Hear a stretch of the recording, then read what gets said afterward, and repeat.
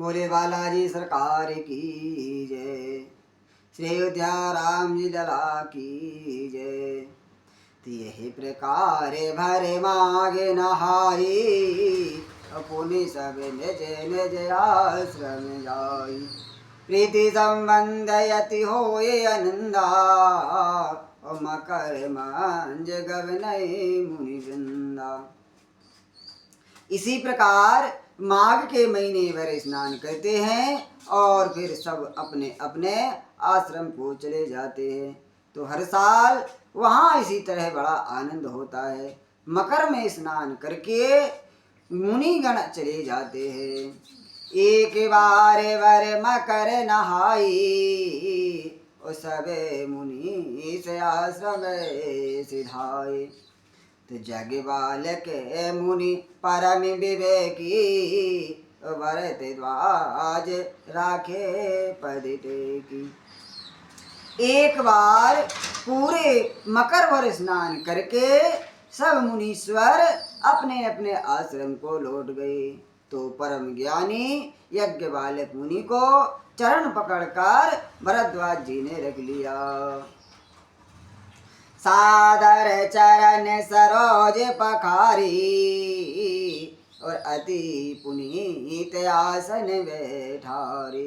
तो कर पूजा मुनि सोजस बखानी, ओ बोले अति पुनीत मृदुवानी। आदर पूर्वक उनके चरण कमल धोए और बड़े ही पवित्र आसन पर उन्हें बैठाया। पूजा करके मुनि यज्ञ बालक जी के सुयश का वर्णन किया और फिर अत्यंत पवित्र और कोमल वाणी से बोले।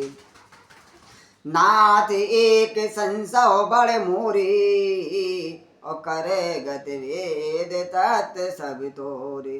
तो कहत सुमोए लागत भय लाजा, और जो न कयो बड़े होते अकाजा। तो कह रहे कि हे नाथ, मेरे मन में एक बड़ा संदेह है। वेदों का तत्व सब आपकी मुट्ठी में है, अर्थात आप ही वेद का तत्व जानने वाले होने के कारण मेरा संदेह निवारण कर सकते हैं। पर उस संदेह को कहते मुझे भय और लाज आती है। भय इसलिए है कि कहीं आप यह न समझें कि मेरी परीक्षा ले रहा है, और लाज इसलिए कि इतनी आयु बीत गई अब तक ज्ञान नहीं हुआ, और यदि नहीं कहता तो बड़ी हानि होती है, क्योंकि अज्ञानी बना ही रहूँगा। तो संत कहे यस नीत प्रभु, श्रुति पुराण मुनि गाओ। होय न बिमल विवेक रे, गुण सन किए दुराओ। लखन सिया रामचंद्र शंकर हरिओम। तो हे प्रभु, सत्संग ऐसी नीति कहते हैं, और वेद पुराण तथा मुनिजन भी यही बतलाते हैं कि गुरु के साथ छिपाव करने से हृदय में निर्मल ज्ञान नहीं होता है।